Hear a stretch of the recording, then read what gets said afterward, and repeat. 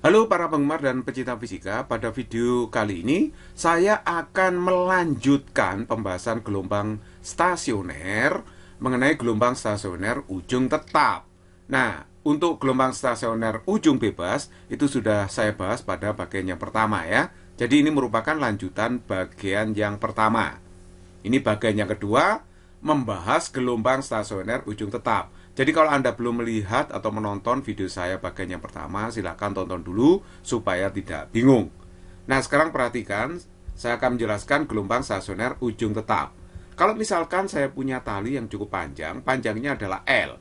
Kemudian salah satu ujungnya diikat erat pada sebatang tongkat yang tertancap di tanah misalkan ya. Nah, ini simpulnya adalah simpul mati. Kalau diikat erat berarti ini tidak bisa bergoyang kemana-mana ujung ini ya. Nah, makanya disebut sebagai ujung terikat atau ujung tetap. Nah, terus kemudian salah satu ujung yang kiri ini digetarkan dengan penggetar, naik turun. Maka nanti akan ada gelombang yang merambat arahnya ke kanan. Nah, sampai di ujung tetap ini, gelombang ini akan memantul. Nah, intervensi gelombang datang dan gelombang pantul ini akan menghasilkan gelombang stasioner atau gelombang diam. Dan misalkan di sini ada suatu titik T yang terletak pada tali ya, terletak pada tali. Titik T itu bisa permen karet atau apa yang nempel di tali. Nah, ini jauhnya X dari ujung tetap. Nah, sedangkan berarti dari sumber getar itu adalah L min X ya. Jadi nanti kalau sudah terjadi gelombang stasioner, titik T ini akan naik turun di tempatnya. Ingat, titik T tadi adalah berada pada tali. Naik turun berarti dia bergetar. Kalau bergetar pasti dia punya simpangan. Nah, simpangannya berapa? Nah, simpangannya itu merupakan resultan dari simpangan gelombang datang dengan gelombang pantul, yaitu Y1 ditambah dengan Y2. Jadi ini mirip seperti penjumlahan vektor. Nah, sekarang perhatikan, kita mencari dulu persamaan simpangan gelombang datangnya. Y1-nya itu berapa? Gelombang datang, anggap aja ini interferensinya di titik T ya. Interferensi terjadi di titik T antara gelombang datang dan pantul. Jadi gelombang datang dari S ke T itu menempuh jarak L min X. Nah, X aksen itu jarak yang ditempuh gelombang secara umum. Jadi kalau begitu untuk gelombang datang, X aksennya diisi L min X. Sekali lagi jarak tempuh gelombang datang dari S ke T itu adalah L min X. Makanya X aksen di sini diganti L min X. Akhirnya kita dapatkan omega T min KL plus KX. Ini dikalikan ke dalam ya. Ini saya sebut sebagai persamaan yang kedua. Nah, sekarang kita cari persamaan simpangan gelombang pantulnya. Nah, gelombang pantul persamaannya adalah asin omega T min KX aksen, tapi X aksen itu jarak yang ditempuh gelombang pantul. Acuannya adalah sumber getar ya. Jadi gelombang pantul menempuh jarak L ditambah X untuk ke titik T ini. Jadi sekali lagi jarak yang ditempuh gelombang pantul itu adalah L ditambah dengan X gitu ya. Kalau gelombang datang hanya menempuh jarak L min X kan gitu ya. Nah oke, jadi X aksennya itu saya ganti dengan L plus X. Nah kalau saya kalikan ke dalam saya dapatkan min KL min KX gitu kan ya. Nah min KL min KX. Loh kok ada Pi di sini? Nah Pi itu menunjukkan bahwa gelombang yang terpantul ini akan mengalami perubahan fase atau pembalikan fase sebesar 180 derajat atau pi radian. Coba maksudnya begini, ini kan gelombang datang yang pakai garis putus-putus ini ya. Nah, ini kurva putus-putus, grafik putus-putus, ini adalah gelombang datang. Ini arah getarnya pertama kali kan ke atas, sebelum menabrak ujung tetap. Begitu dia memantul, maka arah getarnya berbalik arah ke bawah. Berarti ini sudut yang dibentuk vektor yang ke atas dengan ke bawah ini kan 180. Nah, itu yang dimaksudkan gelombang pantul berbalik arah atau berubah fase 180 derajat. Ya, jadi ada pembalikan fase sebesar 180 derajat. Makanya di sini ditambah pi radian atau 180 derajat. Nah, akhirnya kita ingat bahwa rumus trigonometri sin alfa plus pi itu sama aja dengan min sin alfa atau sin min alfa, gitu kan ya. Jadi kalau alfanya itu ini tadi di minus, akhirnya kita dapatkan min omega T. Nah, ini di minus kan, KL, ini jadi KX gitu ya, setelah pi-nya dihilangkan. Oke, ini saya sebut sebagai persamaan yang ketiga. Nah, sekarang ini sudah saya kumpulkan persamaannya YT, Y1, Y2. Terus kemudian kita masukkan Y1, Y2-nya seperti ini. Y1-nya adalah asin omega T min KL plus KX. Sedangkan Y2-nya asin min omega T plus KL plus KX. Nah, sekarang saya anggap yang di dalam kurung ini adalah alfa, yang ini adalah beta. Jadi kita temukan penjumlahan asin alfa plus sin beta. Asin alfa plus asin beta, ya. Nah, hanya ini dikeluarkan ya. Jadi sin alfa ditambah sin beta itu dapatnya adalah 2 sin setengah jumlah kali cos setengah selisih. Nah, ini rumus trigonometri ya. Nah, kalau A plus B hasilnya adalah 2KX kan ya. Karena omega T tambah min omega T 0, min KL tambah KL 0. Jadi plus KX ditambah KX kan 2KX ya. Sedangkan selisihnya A min beta berarti hasilnya adalah 2 omega T min 2KL. Nah, akhirnya kita dapatkan apa di sini? Ya, kita dapatkan persamaan simpangan stasioner titik T itu adalah 2A sin KX cos omega T min KL. Nah, amplitudo gelombang stasioner ini yang merupakan fungsi posisi. Jadi cos omega T min KL ini fungsi waktu. Jadi amplitudonya yang di depan fungsi waktu ini. Jadi kalau begitu, amplitudo stasionernya adalah 2A sin KX. Nah, sekarang kita masuk pembahasan simpul dan perut. Nah, amplitudo stasioner untuk ujung terikat tadi adalah 2A sin KX. Terjadi perut jika AS-nya itu maksimum, yaitu bernilai plus minus 2A. Nah, saya sekarang masukkan AS-nya 2A sin KX itu plus minus 2A, akhirnya sin KX sama dengan plus minus 1. Nah, KX-nya itu bernilai berapa supaya sinnya dapat plus minus 1? Ya, bisa KX-nya diisi setengah pi. Ini kan sin setengah pi 1. Sin 3 per 2 pi min 1. 5 per 2 pi 1 dan seterusnya begitu ya. Nah, akhirnya K-nya itu saya uraikan 2pi per lambda. Ini bilangan gelombang.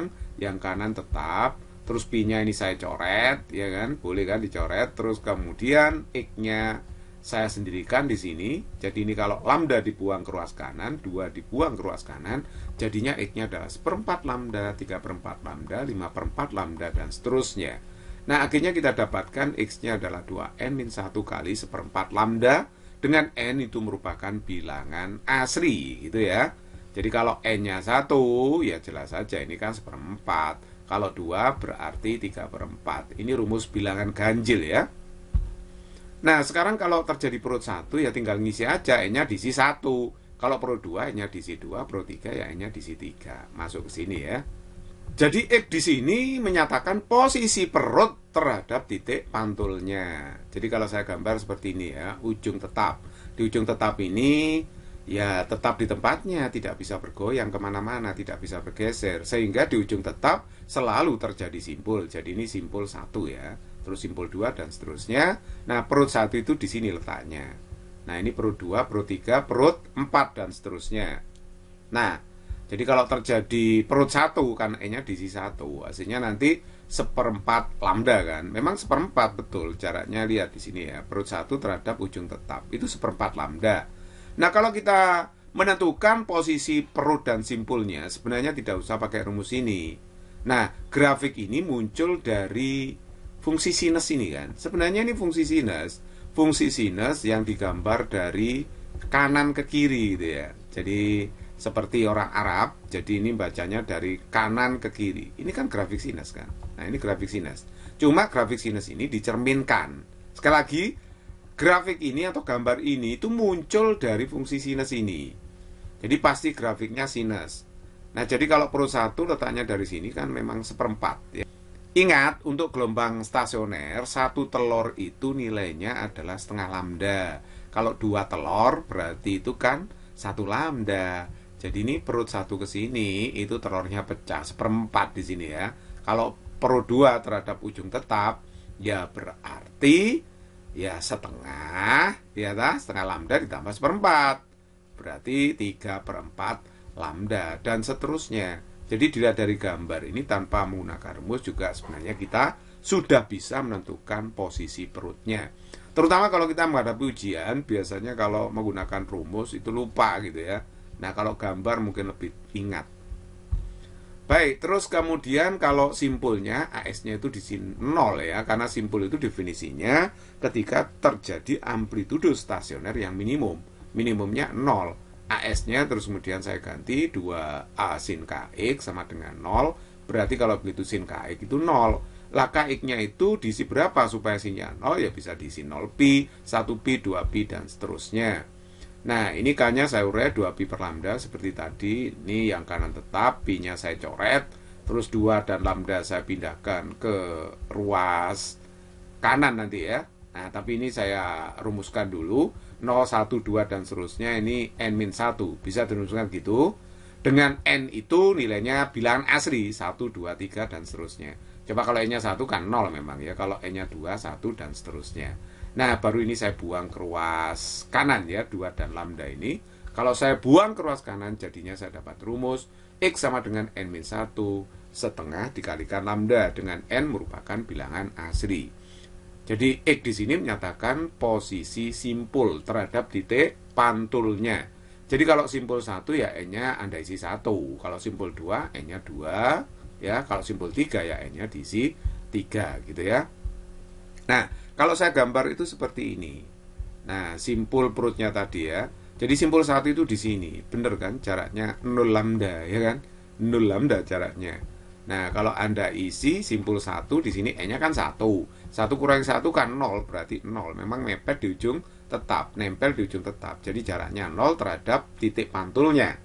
Nah, terus kemudian simpul 2, ini kan N-nya diisi 2. Kalau diisi 2 berarti setengah lambda. Betul memang S2 ke sini itu jaraknya setengah lambda.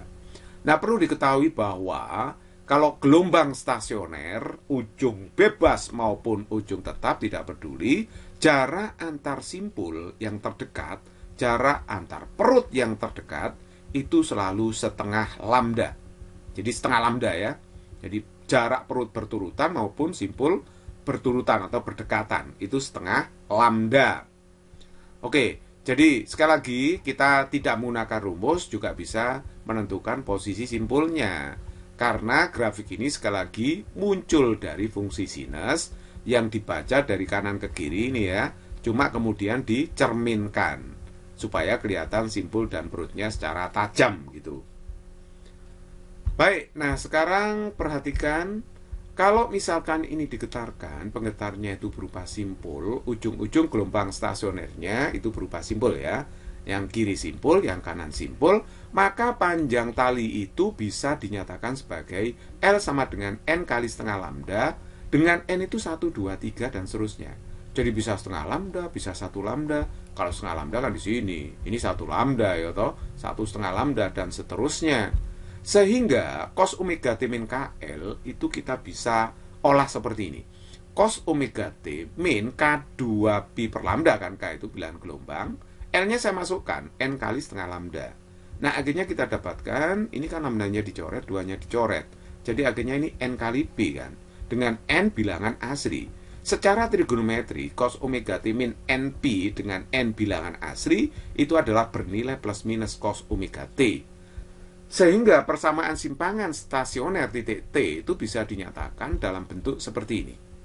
YT sama dengan plus minus 2A sin KX cos omega T dengan amplitudo stasioner 2A sin KX. Sama ya seperti tadi. Cuma ini bisa disederhanakan cos omega T min KL itu menjadi cos omega T. Nah, inilah rumus yang sering muncul yang dibahas orang-orang itu. Nah, apa bedanya yang pakai L dengan yang tidak pakai L? Nah, ternyata rumus ini penyederhanaan dari persamaan yang atas ini.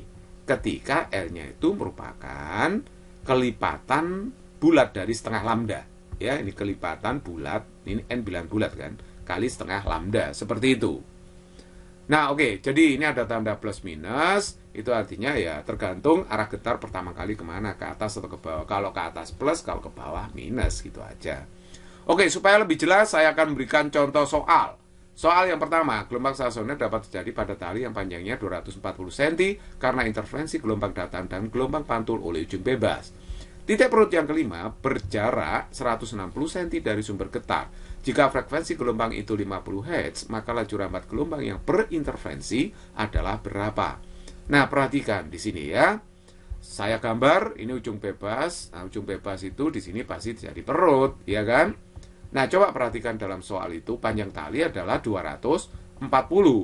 Nah, padahal dalam soal diketahui jarak perut kelima terhadap sumber getarnya itu adalah 160 cm. S itu sumber getar di sini ya. Nah, kalau begitu, jarak perut 5 ke titik pantulnya 80 cm. 80 cm tambah 160 kan 240 ya. Jadi ini jaraknya merupakan sisanya 80 cm. Nah, lihatlah gambar di sini bahwa X itu 2 lambda. Nah, tanpa menggunakan rumus saya, tanpa menggunakan rumus posisi perut. Nah, lihatlah kok bisa 2 lambda. Ya jelas dong. Di sini kan seperempat, ini setengah, setengah, setengah, ditambah seperempat. Kan berarti totalnya 2 lambda. Nah, X-nya adalah 80 ini ya, bukan 160, 80. Jadi 80, X itu diukur terhadap titik pantul. Nah, ini sama dengan 2 lambda. Berarti lambdanya kan ketemu 40 cm atau 0,4 meter. Nah, sebenarnya kita juga bisa menggunakan rumus tadi. Untuk ujung bebas ya, posisi perutnya kan dirumuskan N-1 kali setengah lambda. Kalau N-nya 5, 5 kurangi 1, 4. 4 kali setengah, 2 lambda. Sama hasilnya ini ya. Nah, ini kalau menggunakan rumus. Kalau saya sih lebih sering menggunakan gambar. Kalau rumus itu biasanya ya sulit untuk diingat gitu ya. Nah, sekarang mari kita lihat V itu sama dengan F kali lambda. Karena yang ditanyakan kecepatan rabat dari gelombang yang berinterferensi. F-nya 50 ya, sudah ada dalam soal, dikalikan lambdanya 0,4, hasilnya adalah 20 meter per sekon. Jadi jawaban yang tepat adalah B. Oke, berikutnya soal nomor 2. Dua gelombang berjalan yang bergerak berlawanan arah mempunyai persamaan Y1 0,04 sin T min X dan Y2 sama dengan 0,04 sin T plus X. Semua satuan dalam SI. Perpaduan gelombang ini akan menyebabkan munculnya gelombang stasioner. Letak perut ketiga pada X berapa meter gitu. Nah, oke, kita jawab ya. Nah, karena kita belum tahu persamaan simpangan stasionernya bagaimana, ya kita cari dulu simpangan stasionernya, yaitu merupakan superposisi dari Y1 dan Y2. Kita jumlahkan, kita masukkan Y1 dan Y2 ini ya, kita masukkan. Oke, perhatikan di sini. Berarti kalau begitu 0,04 itu bisa dikeluarkan, akhirnya dapat seperti ini. Sin alfa ditambah sin beta ya. Ini penjumlahan sin alfa tambah sin beta, itu hasilnya adalah nanti 2 sin setengah jumlah kali cos setengah selisih, seperti yang saya bahas sebelumnya. Akhirnya YT-nya ketemu 0,08 cos X kali sin T, seperti itu. Nah, ini berarti kalau begitu ini adalah ujung apa? Ujung bebas, master X-nya cos. Nah, seperti itu ya. Nah, jadi YT sama dengan bentuk umumnya 2A cos KX sin omega T. Berarti kalau begitu K-nya itu 1 di sini. Ya, K-nya 1. Karena ini 1X berarti K-nya 1 ya. Padahal K itu bilangan gelombang 2pi per lambda, sama dengan 1. Berarti lambdanya adalah 2pi meter. Lah pi itu berapa? Ya, pi-nya itu 3,14 dong, ya kan? Nah, terus kemudian posisi dari perutnya. Nah, posisi dari perut. Nah, kita menghitung perut ketiga ya. Rumusnya kan tadi gini, saya pakai rumus ya. X sama dengan N-1 kali setengah lambda. Perut ketiga berarti N-nya diisi 3. 3 kurangi 1 berarti 2 kali setengah lambda, hasilnya lambda, ya kan? Jadi lambdanya tadi 2pi. Sekali lagi pi-nya itu 3,14 kali 2 jadi 6,28 meter. Nah, sebenarnya kalau kita menentukan dari gambar, ya sudah bisa kita ya. Jadi tidak usah menggunakan rumus. Perut ketiga kan di sini ya, untuk ujung bebas. Ini kan ujung bebas karena master X-nya cos. Nah, ujung bebas, perhatikan di sini perut ketiga, ini kan jaraknya ke sini titik pantul. Ini seperempat setengah ditambah seperempat. Itu kan 1 lambda, ya kan? 1 lambda. Jadi X-nya 1 lambda dengan menggunakan gambar ini. Nah, ini adalah grafik cos ya, dibaca dari kanan ke kiri. Jadi dicerminkan grafik cosnya. Oke, jadi kalau begitu jawaban yang tepat di sini adalah B. Berikut nomor 3, tali dengan panjang 12 meter direntangkan mendatar. Pada salah satu ujungnya diikat erat pada tongkat vertikal yang tertancap di tanah, sedangkan ujung lainnya digetarkan dengan frekuensi 12 Hz dan amplitudo 4 cm. Titik T terletak sejauh 8 meter dari titik asal getaran. Jika cepat rambat gelombang 24 cm per sekon dan titik asal getaran sudah bergetar selama 40 sekon, maka simpangan titik T sebesar berapa? Kita jawab. Nah, ini gambarnya, ini titik T-nya, jauhnya 8 meter dari sumber getar ya. Nah, itu katanya soal. Terletak 8 meter dari asal getaran, berarti sumber getar. Berarti yang ke sana tahu dong, 4 meter ke ujung tetapnya. Jadi ini talinya diikat erat gitu ya, pada sebatang tongkat. Dia menjadi ujung yang terikat. Nah, sekarang perhatikan, kalau kita hitung jarak tempuhnya, S itu jarak tempuh gelombang ketika ini sudah bergetar selama 40 sekon. Jadi penggetarnya bergetar 40 sekon. Nanti gelombang kan akan merambat ke kanan gitu ya. Dia menempuh jarak berapa? Jarak tempuhnya adalah V kali T, yaitu 24 dikalikan 40. Karena ini satuannya cm per sekon, berarti hasilnya 960 cm. Ini kan sama aja dengan 9,6 meter.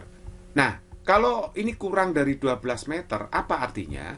Berarti gelombang ini belum mencapai titik pantulnya. Jadi masih di mana ya? Kira-kira di sini gitu ya. Belum mencapai titik pantulnya. Jadi kalau kita mencari simpangan titik T, simpangannya berupa gelombang berjalan.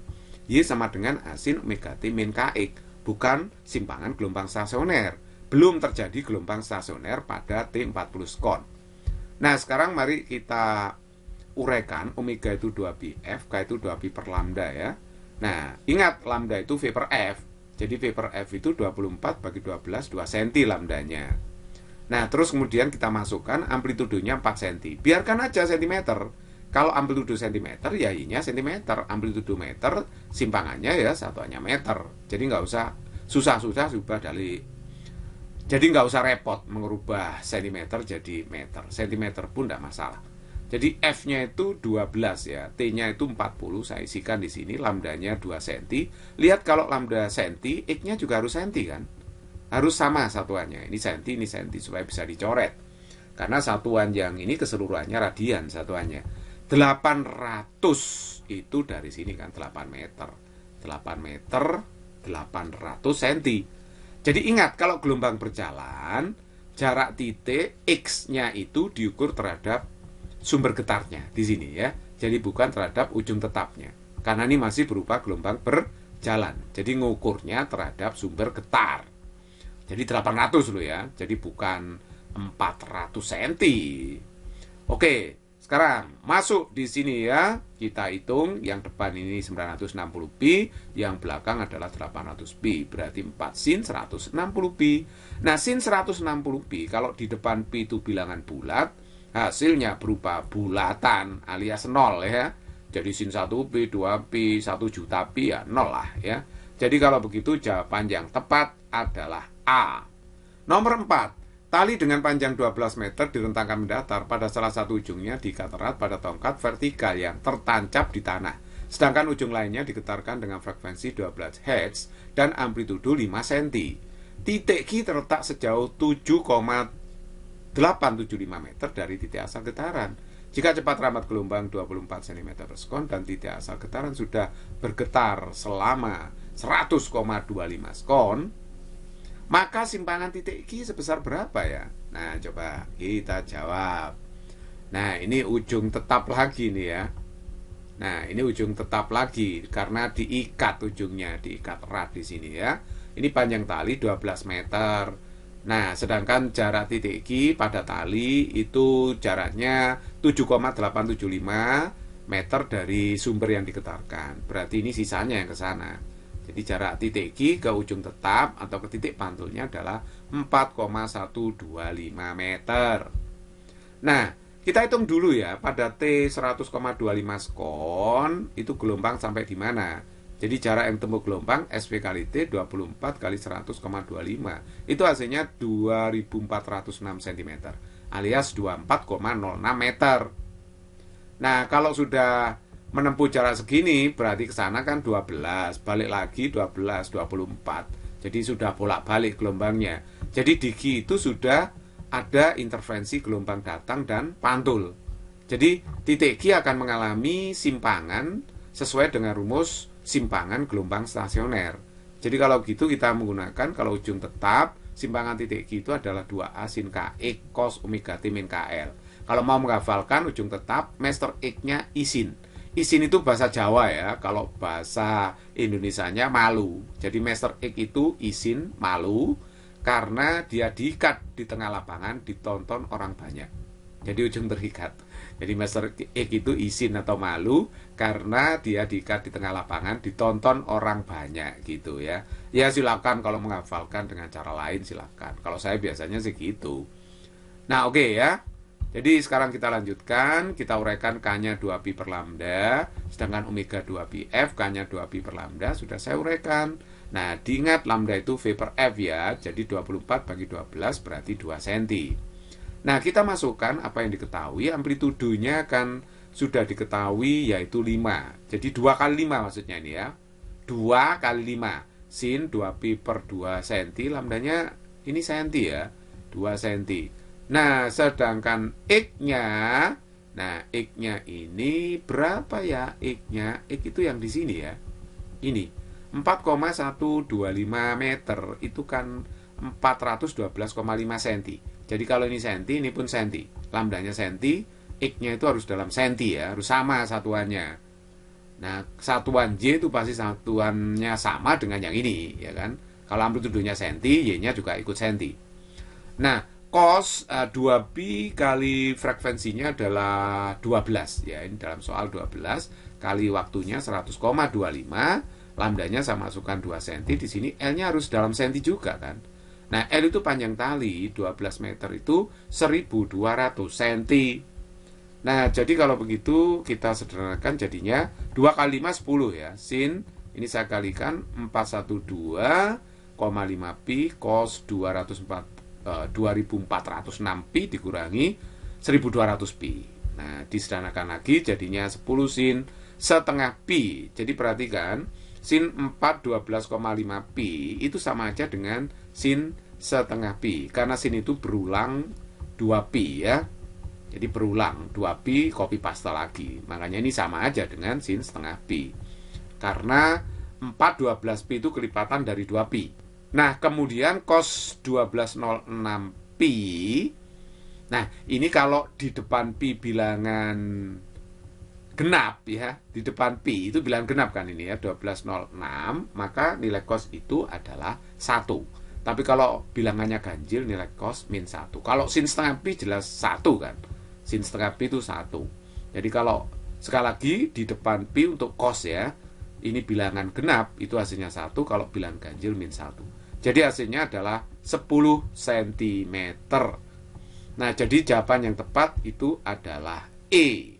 Anda sebenarnya juga bisa menggunakan rumus tadi ya. Jadi rumus misalnya 2A sin KX cos pakai langsung omega T. Gitu ya nggak apa-apa. Hasilnya sama, yaitu 10 cm.